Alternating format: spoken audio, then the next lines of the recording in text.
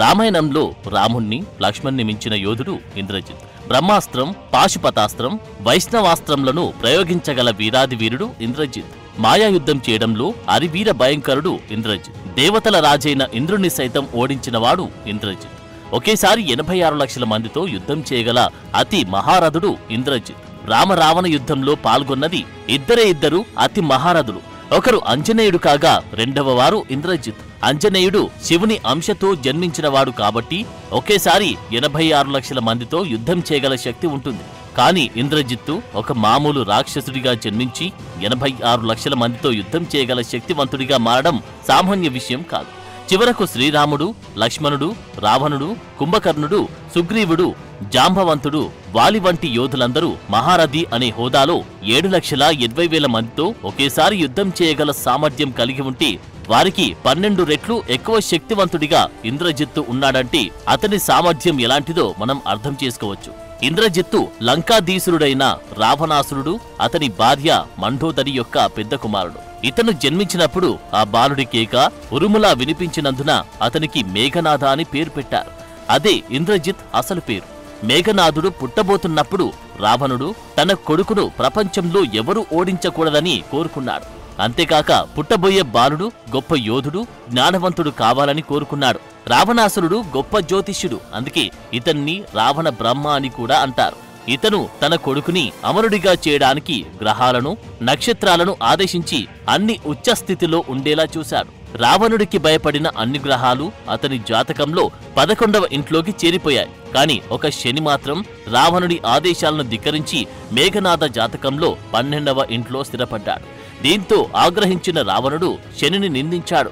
శని స్థితి కారణంగా రామరావణ యుద్ధంలో మేఘనాథుడు లక్ష్మణుడి చేతిలో మరణించవలసి వచ్చింది. మేఘనాథుడు రాక్షసుల గురువైన శుక్రాచార్యుని వద్ద అనేక యుద్ధ విద్యలు నేర్చుకున్నాడు. ఇతని తెలివితేటలు చూసి అబ్బురపడిన శుక్రాచార్యుడు చిన్న వయసులోనే పాశుపతాస్త్రం, బ్రహ్మాస్త్రం, అలాగే వైష్ణవాస్త్రం వంటి అనేక శక్తివంతమైన దివ్యాస్త్రాలను ప్రయోగించడం నేర్పించాడు.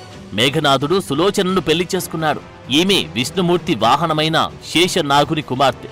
అయితే తన కుమార్తె మేఘనాథుడిని పెళ్లి చేసుకోవడం ఇష్టం లేని శేషుడు కోపంతో ఎలాగైనా అతన్ని చంపాలని లక్ష్మణుడిగా జన్మించి మేఘనాథుణ్ణి సంహరించాడని కొంతమంది అభిప్రాయం. ఒకసారి దేవతలకు, రాక్షసులకు మధ్య జరిగిన దేవసుర యుద్ధంలో ఇతర దేవతలందరితో కలిసి దేవతల రాజైన ఇంద్రుడు రావణాసురుడిని బంధిస్తారు. తన తండ్రిని రక్షించడానికి మేఘనాథుడు అమరావతి మీద దండెత్తుతాడు. ఇంద్రుడికి మేఘనాథుడికి మధ్య భయంకర యుద్ధం జరుగుతుంది. తనకున్న దివ్యాస్త్రాలతో దేవతలందర్నీ చిత్తుగా ఓడించి ఇంద్రుడి చేతులను కట్టేసి లంకా నగరానికి బందీగా తీసుకొని వస్తాడు మేఘనాథుడు. ఇంద్రుణ్ణి కొన్నాళ్ల పాటు తన రాజభవనంలో బంధించి శారీరకంగా, మానసికంగా చాలా దారుణంగా హింసిస్తాడు రావణుడు. ఆ సమయంలో బ్రహ్మదేవుడు జోక్యం చేసుకుని ఇంద్రుణ్ణి విడుదల చేయమని మేఘనాథుణ్ణి కోరుతాడు. బ్రహ్మదేవుని మాటను మన్నించిన మేఘనాథుడు ఇంద్రుణ్ణి విడిచిపెట్టాడు. అందుకు సంతోషించిన బ్రహ్మ, నీవు ఇంద్రుణ్ణి జయించావు కాబట్టి ఈ రోజు నుండి ఇంద్రజిత్తుగా పిలువబడతావు అని చెప్పి ఏదైనా వరం కోరమనగా అప్పుడు ఇంద్రజిత్తు తనకు అమరత్వాన్ని ప్రసాదించమంటాడు. కాని బ్రహ్మ సంపూర్ణ అమరత్వం ప్రకృతి నియమానికి విరుద్ధమని చెప్పి బదులుగా అతనికి ప్రత్యంగిర లేదా నికుంభిల యజ్ఞం అంటే అగ్ని ఆరాధన మంత్రాన్ని ఉపదేశించి నీవు ఏ యుద్ధానికైనా వెళ్లే ముందు ఈ నికుంభిల యజ్ఞం చేస్తే యుద్ధంలో అజేయుడవైతావు. ఒకవేళ ఎవరైనా ఈ యజ్ఞానికి ఆటంకం కలిగిస్తే అతని చేతుల్లోనే నీవు చనిపోతావని, 14 సంవత్సరాల పాటు పగలు రాత్రి నిద్రపోని వ్యక్తి మాత్రమే ఈ యజ్ఞానికి ఆటంకం కలిగించగలడు అని చెప్పి ఇంద్రజిత్తుకు ఒక దివ్య రథాన్ని బహుమతిగా ఇచ్చి అదృశ్యమవుతాడు బ్రహ్మ. అయితే ఇక్కడ మనం ఆలోచించాల్సింది, చరిత్రలో ఎందరో రాక్షసులు ఇంద్రుణ్ణి ఓడించారు. కాని ఇతనికి మాత్రమే ఇంద్రజిత్తు అనే బిరుదు ఇవ్వబడిందంటే ఇంద్రుడు ఇతని చేతిలో ఎంత ఘోరంగా ఓడిపోయాడో ఇంద్రజిత్తు పరాక్రమం ఎలాంటిదో మనం అర్థం చేసుకోవాలి. ఆ తర్వాత ఇంద్రజిత్తు 7 రకాల యాగాలను ఆచరించి శివుడిని సంతృప్తిపరిచాడు. దీనికి సంతోషించిన మహాశివుడు ఒక ప్రత్యేక మాయాతామసీ శక్తులతో కూడిన వరం ఇస్తాడు.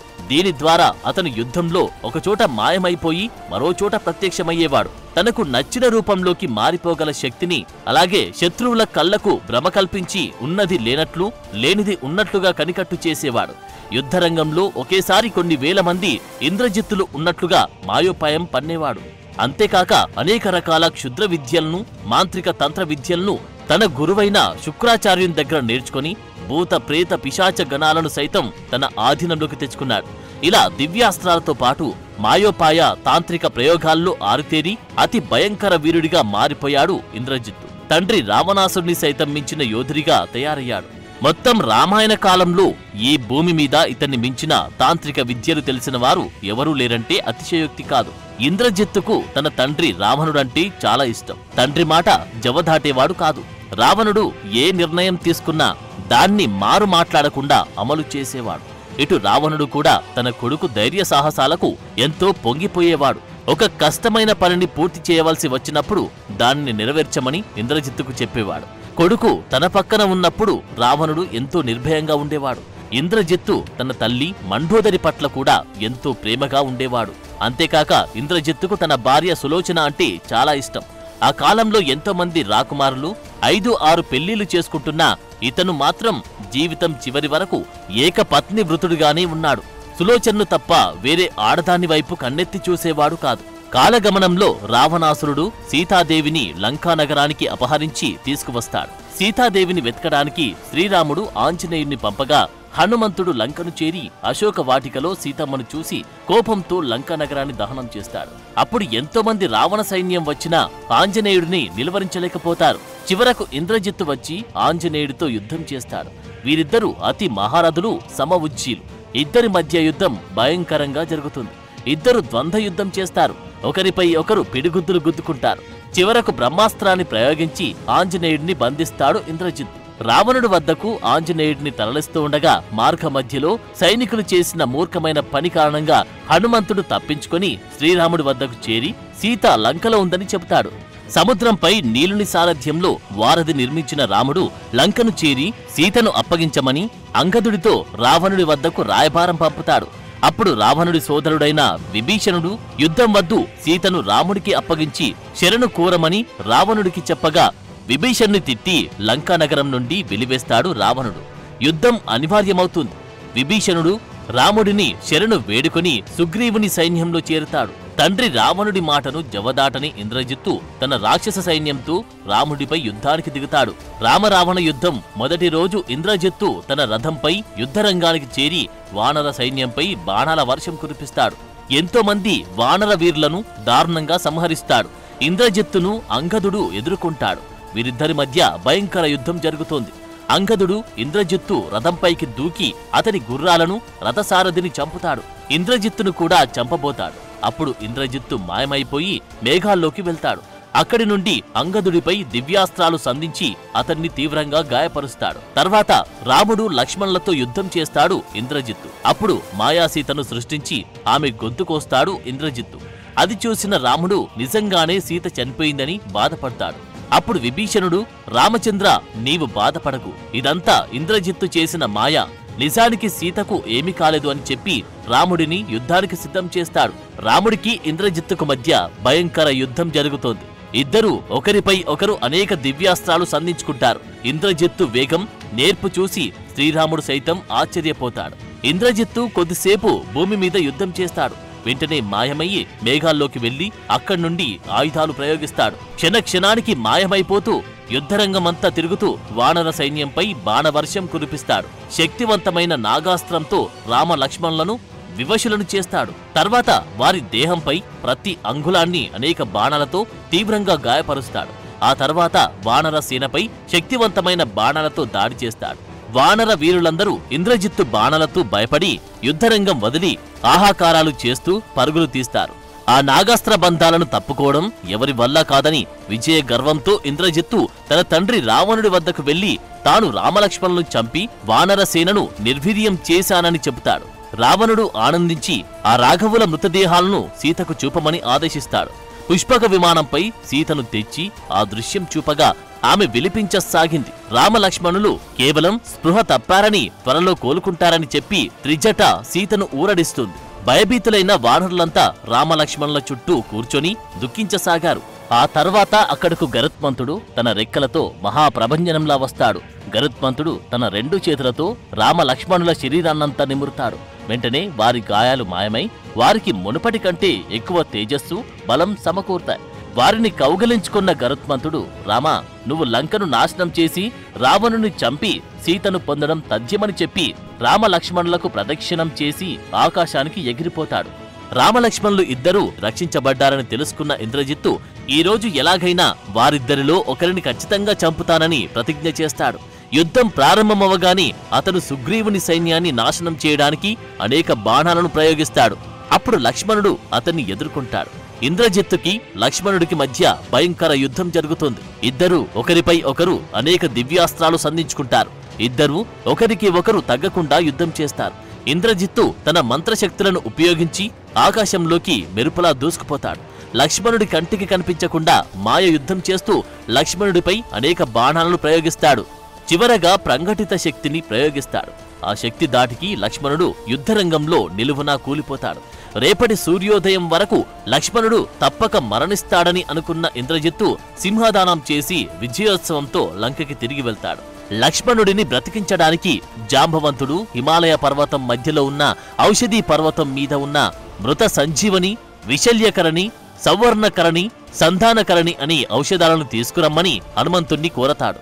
అప్పుడు ఆంజనేయుడు హిమాలయాకు లంఘించి అక్కడ ఏవి మృత సంజీవని మూలికలో అర్థం కాక ద్రోణగిరి పర్వతం మొత్తాన్ని పెకలించి రాత్రిపూట లంకకు తీసుకువచ్చి లక్ష్మణుణ్ణి బ్రతికిస్తాడు. లక్ష్మణుడు మళ్లీ బ్రతికాడని తెలుసుకున్న ఇంద్రజిత్తు అతన్ని చంపి యుద్ధరంగంలో తను అజేయుడిగా ఉండడానికి నికుంభిల యాగం చేయడానికి వెళ్తాడు. అతని చుట్టూ రాక్షసులు వ్యూహం తీరి కవచంలా ఉంటారు. ఇంద్రజిత్తు చేసి నికుంభిల యాగానికి ఎవరు భంగం కలిగిస్తారో వారి చేతుల్లోనే ఇంద్రజిత్తుకు చావు రాసిపెట్టి ఉందని విభీషణుడు రాముడికి చెబుతాడు.